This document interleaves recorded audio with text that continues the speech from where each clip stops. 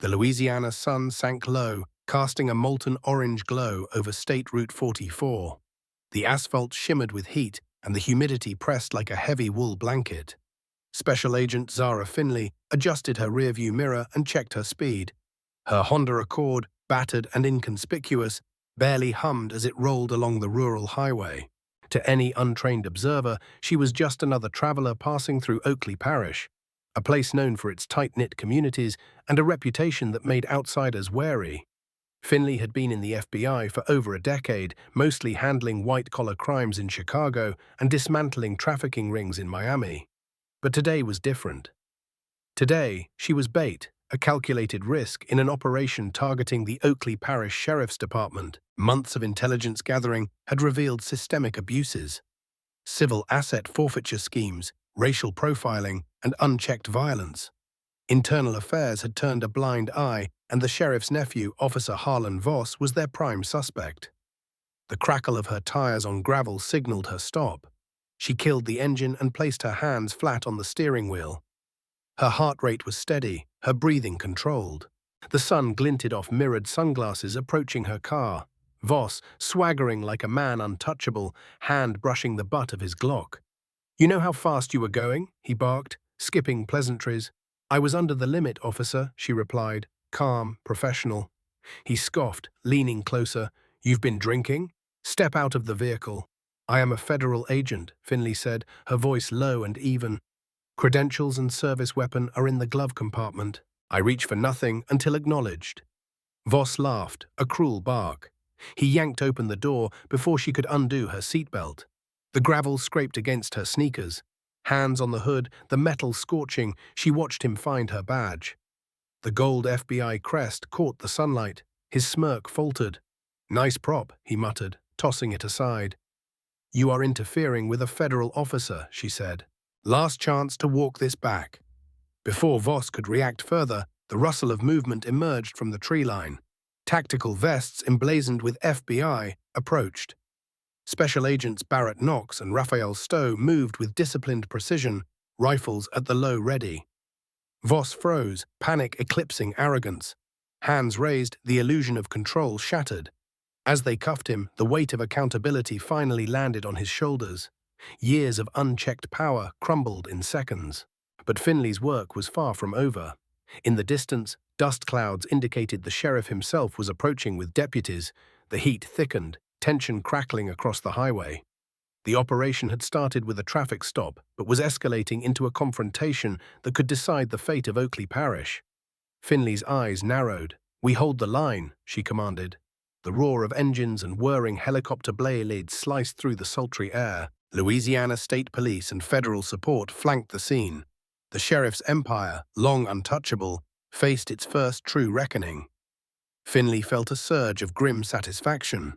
Justice was taking form, one precise step at a time. Yet even as Voss was secured, she knew the hard work had only begun, and the real battle for integrity in Oakley Parish was just starting. The sheriff's convoy approached fast, engines kicking up red dust that painted the horizon. Finley kept her focus razor-sharp, the weight of federal jurisdiction heavy on her shoulders. The road was narrow, bordered by swaying sugarcane fields that whispered in the breeze, and the sun dipped lower, casting elongated shadows across the asphalt. Harlan Harland, the sheriff, emerged from his massive Ford F-250 like a storm cloud, broad and intimidating, radiating authority long enforced through fear. He ignored rifles aimed in his direction, moving toward Finley as if the laws of the land didn't apply to him.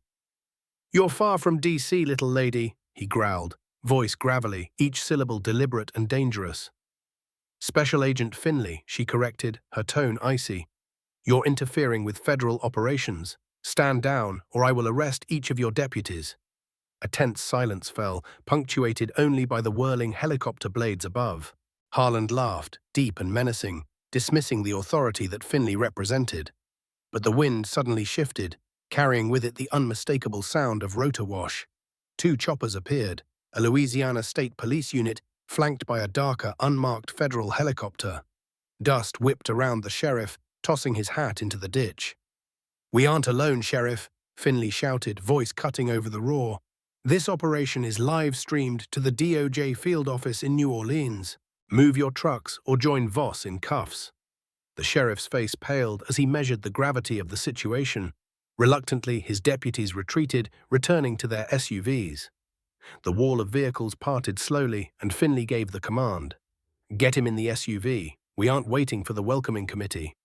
They moved swiftly, the tactical precision of the agents contrasting with the chaos the sheriff had once commanded. The extraction was a carefully choreographed ballet of authority and survival, each step measured, each command executed with unerring discipline. Voss, once brimming with hubris, sat in the back, his confidence evaporating under the weight of accountability. The team didn't relax even as the convoy cleared the road. Finley's mind ran through contingencies. Oakley Parish was a powder keg, and the sheriff's reach extended further than anyone could easily contain. Yet, for the first time in years, justice had a tangible edge here, on this sun-scorched highway. The air smelled of hot asphalt and crushed vegetation. Sweat trickled down Finley's back under her vest, but adrenaline kept her senses acute. She knew this was the pivotal moment. The hubris of men like Voss and Harland met precision and resolve today. Oakley Parish would remember this day, not for the fear it inspired, but for the justice that was meticulously enforced. As the dust settled, Finley allowed herself a brief exhale.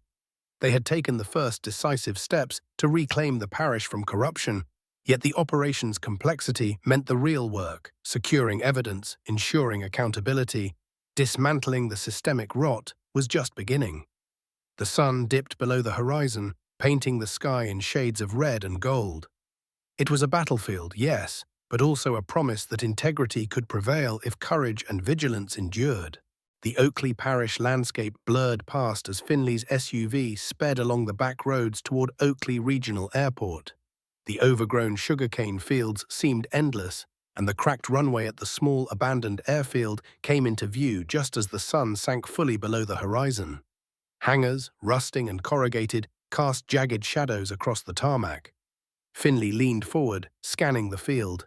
A sleek white Beechcraft King Air 350 taxied near Hangar 4, engines already spinning. She could make out two silhouettes inside, a pilot and, unmistakably, Sheriff Wade Harland in the co-pilot seat. Calm, composed, as if the world owed him passage. "Block the runway," she ordered, her voice taut. "Do not let him take off." The SUV's engine screamed as Agent Knox maneuvered it, tires biting into the cracked concrete, aiming to intercept. Harland's plane accelerated, nose gear lifting. The runway's limitations would test their timing and resolve. "Pitt, maneuver the fuel truck," Finley barked suddenly, eyes locking onto the abandoned yellow aviation tanker parked at the runway's edge. Sparks flew as Knox swerved into it, the steel hunk rolling into the centerline just as the plane's main gear left the asphalt. The pilot yanked the controls, banked hard, and scraped the wingtip across the ground. The engines roared in reverse thrust, and the King Air skidded violently, tires bursting in a cacophony of sound. Metal groaned, propellers chewed into the mud, and silence descended for a fraction of a second. "Move, move, move," Finley commanded, leaping from the SUV, weapon drawn. The agents fanned out, surrounding the plane with practiced precision. The cockpit door popped open. Dutch, the pilot, fell out, hands raised, coughing from smoke. "Where is he?" Finley demanded, advancing toward the plane. Sheriff Harland emerged from the hatch, blood trickling from a forehead gash, clutching a silver briefcase like it contained his life itself. His arrogance had been stripped away, replaced by a dazed recognition of failure. Finley stopped feet from him, hand on her taser, but eyes locked on him. "You have the right to remain silent," she said evenly, "but I hope you don't." The silver briefcase dropped, popping open to reveal stacks of $100 bills and a black hard drive. The ledger. The empire that had terrorized Oakley Parish lay exposed and vulnerable. Harland's gaze met Finley's. The King Air wreckage behind him, the agents encircling him, the authority of federal law pressing down, he was powerless. He rasped, voice barely above a whisper, "You ruined everything." "Yes," Finley replied, her tone calm, unwavering, "and it starts with accountability. Turn around." As she clicked the cuffs onto his wrists, she leaned close and whispered, referencing the badge Voss had mocked. "That prop you laughed at took down your entire empire." State police cruisers began arriving, sirens wailing, securing the scene. The sheriff's long reign of fear was over, and the weight of corruption and impunity was crashing down, one precise, unyielding step at a time. But even in the quiet aftermath, Finley knew the true challenge was just beginning. Preserving evidence, ensuring the system followed through, and dismantling a network of corruption that had thrived for decades. The following weeks were a relentless test of patience, strategy, and endurance. Back at the FBI field office in New Orleans, the heat of the Louisiana summer had been replaced by the cold sterility of fluorescent lights and air conditioning. Zara Finley's desk was a fortress of paperwork, thumb drives, and evidence folders. The hard drive recovered from the airfield sat in a secure evidence locker, its contents a Pandora's box of bribes, illegal cash transfers, advertisers, and the darkest secrets of Oakley Parish's power brokers. Finley's phone rang at odd hours. Dead silence on the line, engines idling across the street from her apartment. It was intimidation, the same tactic Harlan had once used against the innocent residents of Oakley. Now the threat was directed at those enforcing justice. She ignored the calls, focusing on strategy with agents Knox and Stowe in a secure conference room. The ledger contained not just Voss and Harlan's crimes, but evidence implicating judges, lawmakers, and private contractors. Every second of delay was a chance for obstruction, for destruction of evidence. "They're going to bury it," Knox said, frustration etched in his voice. "They can't," Finley responded, pacing the room, mind racing. "We have custody of the drive. We have Voss's confession. Voss is a liability. We control the timeline." Stowe tossed another file onto the table. "Defense is spinning Voss as a disgruntled employee, mentally unstable. They're trying to frame the narrative to protect Harlan." The tension in the room was palpable. Every agent felt the weight of decades of systemic corruption poised to resist exposure. The stakes extended beyond Oakley Parish. The drive's contents were explosive, potentially dismantling networks that reached far beyond the bayou. A.C. Hale entered, his presence carrying the fatigue of sleepless nights and moral compromise. "It's worse," Hale said softly. "DOJ just offered Harlan a plea deal." Finley stopped mid-step, disbelief mingled with fury. "What kind of deal?" "He pleads guilty to 1 count of tax evasion, 1 count of misuse of funds, forfeits his pension, serves minimal time in a low-security camp. The hard drive is sealed permanently, all other charges dropped." Time, Finley thought, was the one thing they didn't have. Harlan had terrorized a county, threatened agents, and the system was rewriting history to protect a corrupt ecosystem. She slammed her hand on the table, a controlled fury boiling beneath her calm exterior. "Official instructions," Hale added, tone heavy. "We prepare for the sentencing hearing. Stand down, Agent Finley." The room felt smaller, the air thick with the knowledge that justice had been diluted by politics and power. Finley's eyes lingered on the evidence locker. The drive held the truth, but enforcement of accountability was obstructed by those it implicated. She knew the fight wasn't over. The corruption of Oakley Parish was a hydra. Cut off one head and another would rear. Yet she also knew the critical moments were when integrity and courage intersected. And she had more of both than her adversaries had reckoned. Morning light cut through the blinds of the federal office, harsh and unrelenting. Finley sat at her desk, staring at the thumb drive she had secretly made. Months of planning, hundreds of hours of surveillance, and the dangerous extraction of Harlan and Voss had brought them to this fragile point. The federal courthouse in Baton Rouge awaited the next chapter of justice, but Finley knew appearances were deceptive. The day of the sentencing, the streets were clogged with news vans and protesters demanding accountability. Signs read, "Justice for Oakley and no more corruption." Inside the courthouse, the atmosphere was cold, sterile, and suffused with tension. Wade Harlan, once a looming figure of terror, sat at the defense table in a crisp navy suit. His high-priced attorney, Declan Kincaid, whispered in his ear. Harlan's smug smile made Finley's skin crawl.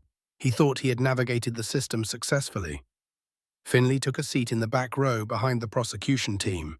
Mr. Aiden, lead prosecutor, avoided eye contact, a soldier bound by orders but visibly shaken. Judge Corbin entered, older, stern, eager to conclude the hearing. "We are here for United States versus Wade Harlan," he announced. The plea agreement was supposed to be the government's instrument to resolve the case quietly. But Finley's thumb drive had altered the landscape. As Corbin reviewed the terms, murmurs began in the gallery. Phones vibrated, alerts pinged, the digital world intruding on the sterile courtroom. Social media erupted with the leaked ledger, exposing Harlan's bribes, kickbacks, and clandestine transfers to shadow accounts. The judge's composure faltered. "Order, silence your devices," he commanded, banging the gavel, but the murmurs only grew louder. The press revealed evidence linking the sheriff to kickbacks from construction projects and private trusts, a damning flood of proof impossible to ignore. Prosecutor Aiden seized the moment. "Your Honor, the prosecution withdraws the plea offer. We cannot, in good conscience, proceed with a compromised agreement. The public now knows the full extent of the corruption. We must move to trial on all counts." Concord and Harlan's shock was palpable. "You can't do this. There's a deal," Harlan shouted, panic creeping into his voice. Finley watched coldly as the courtroom erupted in chaos. Harlan's attempt to manipulate the system, to evade accountability through wealth and intimidation, was unraveling in real time. The ledger leak had changed everything, leaving the sheriff exposed, powerless, and finally subject to the consequences of his actions. As the gavel fell to announce the remanding of Harlan into custody pending trial, Finley allowed herself a measured breath. Oakley Parish had witnessed a crack in the armor of corruption. The battle wasn't over, but the first decisive victories had been secured. For now, the tools of justice, meticulously collected evidence, tactical precision, and strategic foresight, were winning the day, and the weight of accountability had begun to shift back to those who had long avoided it. The courtroom settled into a tense hush as the trial progressed. Finley observed silently from the back row, her mind calculating every move, every reaction. Wade Harlan, once untouchable, now appeared as a hollowed figure under the scrutiny of the court. His attorney's attempts to downplay the ledger and deflect blame were failing. The leaked documents had made it impossible to hide the extensive network of corruption. Harlan's face, once composed and arrogant, now displayed subtle cracks of fear. The jury's eyes tracked his every movement, noting the inconsistencies in his statements. Each photograph, each digital record presented by the prosecution reinforced a narrative that he could no longer control. The public's awareness, fueled by social media and news outlets, added pressure that the courtroom's walls could not contain. Finley's team had anticipated resistance, but the speed at which Harlan's web of influence unraveled exceeded expectations. Voss's testimony detailed first-hand accounts of misconduct, planting of evidence, and coercion within the sheriff's department. These admissions, combined with the ledger, created an airtight case, leaving Harlan with little room for maneuver. Judge Corbin maintained his stern demeanor, overseeing the proceedings with a keen eye. "Mr. Harlan," he began, voice steady, "you are charged with multiple counts of racketeering, conspiracy to commit murder, deprivation of rights under color of law, and other offenses detailed in the indictment. How do you plead?" Harlan swallowed hard, his eyes darting between the jury, the prosecution, and Finley. The weight of exposure pressed down, stripping away the layers of impunity he had long enjoyed. "Guilty, Your Honor," he muttered, his voice barely audible. Gasps echoed in the gallery. The courtroom erupted briefly, reporters scribbling furiously, cameras flashing. Finley's gaze remained focused, unyielding.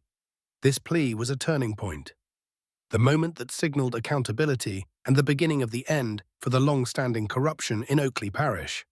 Outside the courthouse, the sun shone bright, illuminating the city streets as news vans broadcast live reports. Protesters and residents watched with a mix of relief and disbelief. Justice, long delayed, was finally being realized. For Finley, the victory was measured not just by the conviction, but by the meticulous orchestration that had made it possible. The strategic patience, the calculated risks, and the unwavering adherence to evidence had turned the tide against powerful adversaries who believed themselves untouchable.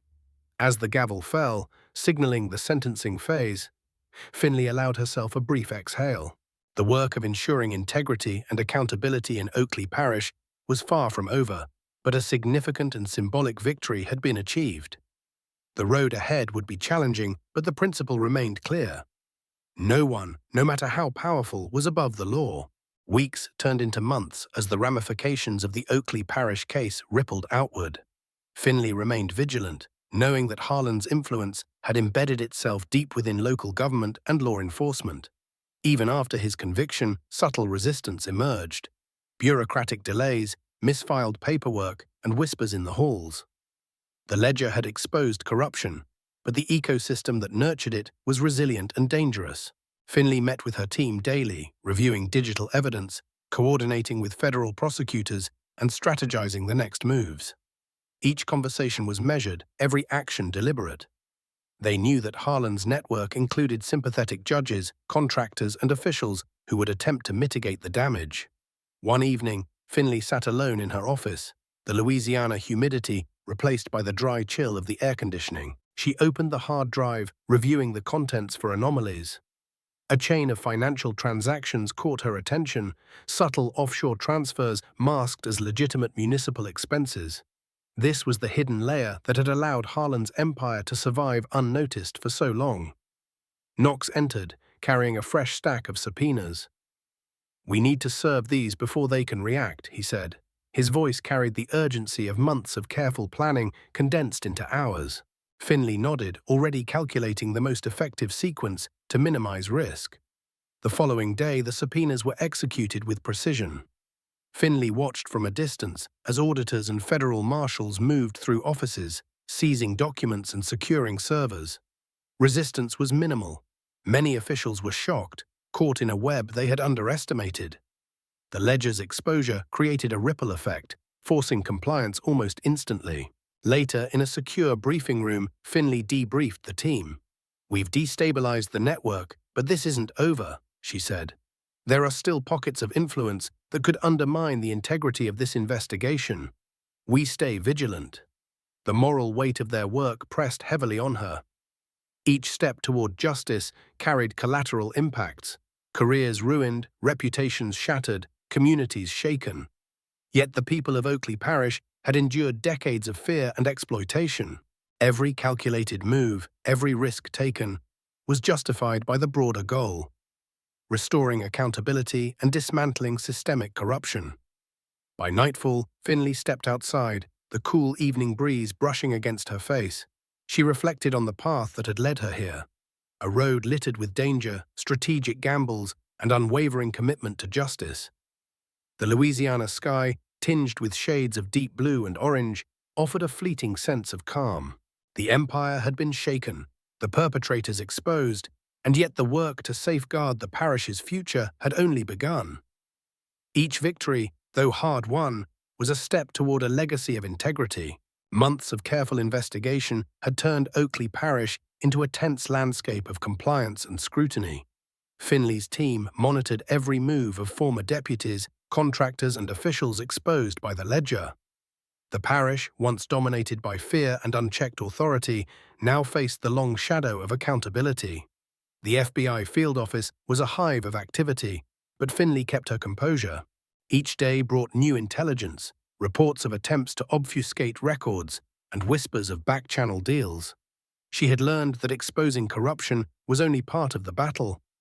Ensuring the system enforced consequences was an equally critical challenge. During a secure meeting, Finley laid out the next strategy. "We have to maintain pressure," she told Knox and Stowe. "Even with Harlan in custody, the ripple effect can reverse if we relax. Every document, every account, every official involved must be scrutinized." Knox nodded, understanding the stakes. "We're chasing shadows now, but the ledger gave us a map. They can't hide for long." The team coordinated with auditors and federal prosecutors to trace illicit transfers, ensuring no loophole remained unchecked. Evidence was methodically catalogued, cross-referenced, and secured. Finley knew that the persistence of institutional corruption demanded relentless attention, patience, and tactical precision.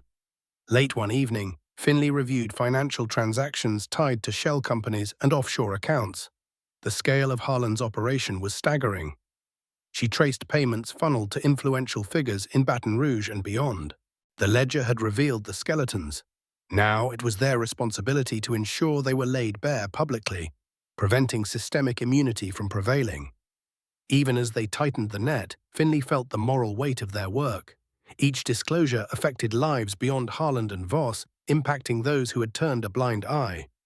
Yet the community of Oakley Parish, previously terrorized, now had a path to reclaim justice. Finley reflected on the delicate balance between exposing truth and navigating the human consequences of such revelations. The night settled over New Orleans, the city quiet except for the hum of air conditioning and distant traffic. Finley looked out the window, Louisiana's humidity replaced by the clarity of purpose. The ledger's contents, the arrests, the exposure, they were all pieces of a larger mission: restoring integrity, protecting the vulnerable, and ensuring that Oakley Parish could never again operate under the shadow of impunity. The path ahead remained fraught, but for the first time, accountability had real teeth. The pressure on Finley's team intensified as the investigation expanded beyond Oakley Parish. They had to navigate a web of hidden accounts, shell companies, and influential officials, each connected to Harlan's network. Every day brought new evidence, some confirming prior suspicions, others revealing unexpected actors attempting to manipulate the process. Finley coordinated closely with federal prosecutors to ensure the chain of custody for all evidence was airtight. Any misstep could jeopardize the integrity of the entire case. Knox and Stowe handled surveillance and tactical oversight, monitoring potential interference from parties trying to protect Harlan's interests. The ledger had shaken the system, but the fight for accountability was far from over. One late afternoon, Finley reviewed a series of emails and wire transfers linking contractors to elected officials. The sophistication of the operation was alarming, but the documentation was thorough, methodical, and undeniable. Each link strengthened the legal case, ensuring that Harlan's influence could not reclaim its former reach. As the sun set, casting long shadows across the office, Finley reflected on the personal stakes. The community of Oakley Parish had endured years of fear, extortion, and intimidation. Each successful seizure of documents or testimony was a step toward restoring public trust. She knew that systemic change required persistence beyond any single arrest or conviction. The team prepared for the next phase, presenting new evidence in court and coordinating public disclosure to ensure transparency. Every detail mattered. Finley instructed meticulous cross-checking of accounts, verification of digital signatures, and the secure transfer of sensitive information to the prosecution team. Outside, the streets of New Orleans were alive with the evening bustle. Finley allowed herself a moment to breathe, feeling the weight of the ledger and the consequences of its revelations. The road to justice was arduous, but the balance was shifting. Corruption, once hidden behind fear and authority, was now exposed to daylight. Finley's resolve hardened. The months of strategic operations, careful surveillance, and calculated risks had brought them here. Oakley Parish, once a stronghold of impunity, faced the undeniable force of accountability. The ledger was more than records, it was the key to dismantling decades of systemic abuse.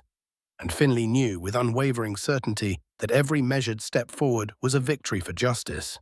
The trial's intensity escalated as Finley's team presented evidence from the ledger. Each detail meticulously verified, each testimony cross-referenced with financial records, painted an unassailable portrait of corruption. Harlan's network, once shrouded in secrecy, was now illuminated under the scrutiny of the courtroom and public eye. Harlan sat at the defense table, the veneer of composure slowly crumbling with each revelation. Concaid attempted to discredit the witnesses, but the cross-referenced evidence made such arguments nearly impossible. Emails, bank transfers, and Voss's first-hand admissions created an airtight case. Every attempt to obfuscate was met with documented proof, each link in the chain of crime undeniable. Outside, reporters and the public followed every development. Social media amplified the disclosures, forcing transparency on a level the defense could not control. Public opinion had shifted irrevocably, reinforcing the courtroom proceedings with societal pressure. The ledger had become more than evidence. It was a catalyst for systemic accountability. Finley observed quietly, aware that her work extended beyond the courtroom. Each disclosure affected lives, careers, and the structural integrity of Oakley Parish's institutions. She considered the broader implications, knowing that dismantling entrenched power required vigilance even after convictions were secured. During a recess, Finley and Knox reviewed strategic next steps. They discussed potential retaliation, the safety of witnesses, and ensuring continued transparency of the investigation. Every angle was considered, every potential threat mitigated. Oakley Parish's path to restoring lawful governance depended on these careful, deliberate actions. As the session resumed, the court heard additional testimony, confirming patterns of abuse, coercion, and illegal asset seizures. Each statement reinforced the narrative that the parish's corruption was systemic, not isolated. The jury absorbed the evidence with visible gravity, their expressions reflecting the seriousness of the crimes. By the day's end, Finley reflected on the magnitude of their progress. Harlan's empire of intimidation had been methodically dismantled, yet the work to ensure long-term accountability continued. The ledger had provided the framework for justice, but vigilance, precision, and ethical enforcement remained essential. For Finley, this was more than a legal victory. It was a testament to persistence, strategic thinking, and the unyielding pursuit of integrity. The following morning, the courtroom filled with anticipation. Finley took her seat early, reviewing her notes and cross-referencing timelines. Each moment of the trial was critical, and the ledger's revelations continued to dictate the pace of proceedings. Harlan, now visibly strained, sat with his attorney, attempting to mask the growing realization that escape from accountability was no longer possible. The prosecution presented evidence of financial manipulation, illicit transfers, and the coercive environment within the sheriff's department. Witnesses recounted experiences of intimidation, civil asset seizures, and abuse of authority, each story corroborated by documentation on the ledger. The jury absorbed the details, and the weight of decades of corruption pressed upon the defendant. Outside, news crews broadcast live updates, and the public followed closely. The transparency exerted societal pressure, ensuring that the legal process could not be undermined by influence or intimidation. Finley noted the subtle shift in power. Once, the sheriff ruled with impunity, but now the tools of accountability were tangible and unavoidable. As the day wore on, Finley's team coordinated with federal investigators to trace additional transactions and secure any remaining evidence. Each discovery was logged, verified, and prepared for potential presentation in court. The precision of these actions left no room for obfuscation or manipulation by Harlan or his associates. In the courtroom, the tension was palpable. The defense attempted to argue procedural errors, but the meticulous documentation, coupled with live exposure via media coverage, rendered such strategies ineffective. The ledger had provided the framework, but careful orchestration ensured that each piece of evidence had maximal impact. By late afternoon, the judge acknowledged the gravity of the evidence. Statements from Harlan's former deputies and Voss's detailed testimony further dismantled the narrative of isolated incidents. The pattern of systemic abuse was undeniable. Finley, observing quietly, allowed herself a moment of satisfaction. Justice was methodically unfolding, one calculated step at a time. As proceedings adjourned, Finley knew that the day's work was significant but not complete. The public exposure, courtroom validation, and secured evidence formed a foundation for accountability that would resonate far beyond Oakley Parish. The fight for integrity required persistence, strategy, and vigilance, and Finley's team had proven capable on every front. The courtroom resumed with a heightened sense of intensity. Finley observed each witness, every piece of evidence, and the reactions of the jury. The ledger had revealed more than corruption. It exposed a network of intimidation and systemic abuse that had persisted for decades. Harlan's attempts to deflect blame were increasingly transparent, and the weight of public scrutiny made any pretense of control impossible. Testimonies detailed coercion, financial misconduct, and direct threats against those who challenged the sheriff's authority. Voss's admissions corroborated these accounts, establishing a clear chain of command and the methods by which Harlan maintained his power. Every revelation chipped away at his defenses, leaving him increasingly vulnerable. Outside, news outlets broadcast updates live. Social media amplified the evidence, forcing transparency and ensuring that any attempt to manipulate public perception was futile. The citizens of Oakley Parish watched closely, their collective voice contributing to the pressure that kept the legal process honest and rigorous. Inside the courtroom, Finley's team coordinated with auditors and investigators to trace additional financial records. Every transfer, every hidden account, was logged and verified, reinforcing the prosecution's case. The meticulous attention to detail left Harland with no plausible avenue for evasion. The defense tried procedural objections and challenges to witness credibility, but each attempt was systematically countered with corroborated documentation. The ledger's comprehensive records made deception impossible. Finley observed quietly, ensuring that the presentation of evidence remained precise, methodical, and strategically effective. By late afternoon, Judge Corbin acknowledged the overwhelming evidence, noting the pattern of systemic corruption. Statements from former deputies and corroborating financial data established a clear narrative: abuse of power, intimidation, and illegal enrichment. Harland's authority, once absolute, had collapsed under the weight of truth. As the day concluded, Finley allowed herself a moment of reflection. The trial was far from over, but the foundation of accountability was solid.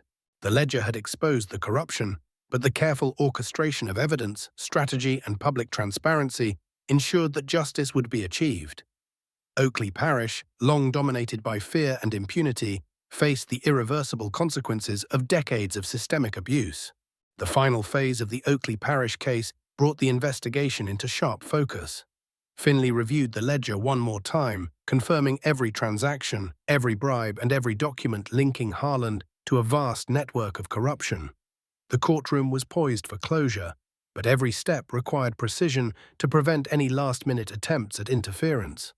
Witnesses delivered accounts of intimidation, coercion, and the exploitation of local citizens. Former deputies provided detailed descriptions of unlawful seizures, planted evidence, and the culture of fear instilled by Harland. Voss's testimony reinforced these accounts, validating the documented financial and procedural violations. Outside, the press reported in real time, with live streams ensuring transparency. The people of Oakley Parish were engaged, their attention fixed on the dismantling of an empire that had long held them under control. The public's vigilance amplified the pressure on both defense and prosecution, leaving little room for manipulation. The prosecution meticulously presented evidence, with cross-referenced financial records and corroborating testimony, leaving Harland without plausible defenses. Each detail from the ledger was reinforced by physical documentation, digital correspondence, and witness accounts. The strategic presentation left no avenue for obfuscation or delay. Harland's demeanor, once imposing, had become anxious and strained. Attempts to deflect blame or discredit witnesses failed, as each assertion was countered with verifiable evidence. The ledger had exposed the depth and breadth of corruption, leaving him exposed and powerless. Judge Corbin, maintaining a firm yet impartial presence, oversaw the proceedings. He acknowledged the weight of the evidence and the systemic nature of the abuses. The testimony, combined with documented proof, created a compelling narrative of corruption, intimidation, and criminal activity that extended far beyond individual misconduct. As the session concluded, Finley allowed herself a moment to consider the broader impact. The people of Oakley Parish had witnessed justice enacted with precision and integrity. The ledger, the testimonies, and the strategic coordination of federal agents ensured that the corruption could no longer operate in shadows. Though the path ahead required continued vigilance, accountability had been firmly established, setting a precedent for transparency and ethical governance in the parish. The tension in the courtroom reached its peak as Finley's team continued presenting the final pieces of evidence. The ledger revealed connections that reached deep into local and state politics, exposing a network of influence that Harland had relied upon for decades. Each document, each email, and every financial transfer painted a clear picture: systemic corruption and abuse of power. Harland, once a figure of dominance and intimidation, now appeared diminished. His attorney, Kincaid, attempted to challenge the evidence, but the meticulously verified records and corroborating testimonies made every objection futile. The jury listened intently, absorbing the full scope of the criminal enterprise. Outside, live broadcasts and social media coverage amplified the case, ensuring transparency and keeping public attention focused. Oakley Parish residents followed the proceedings closely, their anticipation palpable. The ledger had not only revealed crimes, but had empowered the community to witness justice firsthand. Finley observed the courtroom carefully. Each cross-examination and piece of testimony was executed with precision, ensuring that every fact aligned with documented evidence. The goal was not only to convict Harland, but to dismantle the entire structure of corruption that had allowed him to operate with impunity. By late afternoon, Judge Corbin addressed the courtroom. The evidence was overwhelming. The chain of command, the documented abuses, and the admissions from witnesses left no doubt regarding the systemic nature of the crimes.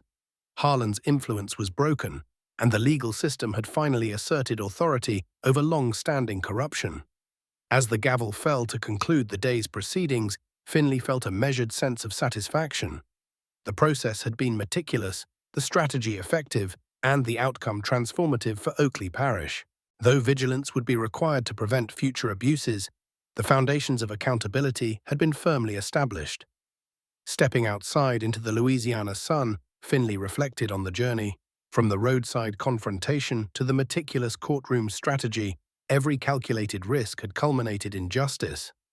The people of Oakley Parish could finally begin reclaiming trust in their institutions, and the corrupt empire that had once loomed over them had been dismantled piece by piece. The final chapter unfolded with the courtroom packed, the weight of public scrutiny pressing down on every participant. Finley sat in the back row, her eyes sharp, tracking each movement and reaction.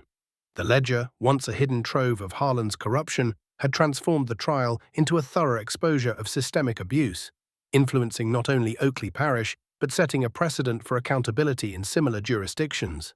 Harland, stripped of his authority and influence, faced the cumulative consequences of years of misconduct. Testimonies from former deputies and corroborating evidence painted a consistent picture of intimidation, financial malfeasance, and abuse of power. The jury absorbed the evidence with gravity, the narrative irrefutable and methodical. Outside, the media broadcasted every development, social media amplifying the impact. Citizens followed the trial closely, their engagement a testament to the power of transparency. The ledger had not only guided the legal process, but had empowered the public to witness justice in real time. Judge Corbin delivered the final verdict with precision and solemnity. Harland was sentenced to life imprisonment without the possibility of parole, with additional years for each count of racketeering, conspiracy, and deprivation of rights. The gavel's echo marked the culmination of meticulous planning, strategic execution, and unwavering commitment to justice. Finley stepped outside into the blinding Louisiana sun, the air lighter, the tension dissipating. She retrieved her badge from her pocket, the same one Voss had mocked, the same emblem of authority and integrity she had carried throughout the operation. The gold crest glinted in the sunlight, symbolizing not just the end of a corrupt reign, but the affirmation of law, order, and accountability.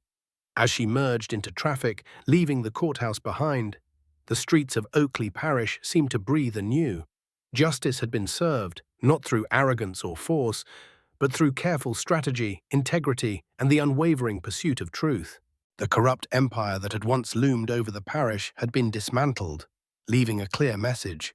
Power without accountability is always temporary. Finley's mission, though complete in its immediate objective, reinforced a larger truth. Integrity and diligence are the cornerstones of justice. She drove onward, aware that vigilance would always be necessary, yet confident that today the scales had been balanced. Subscribe to the channel, leave a comment, and share this video.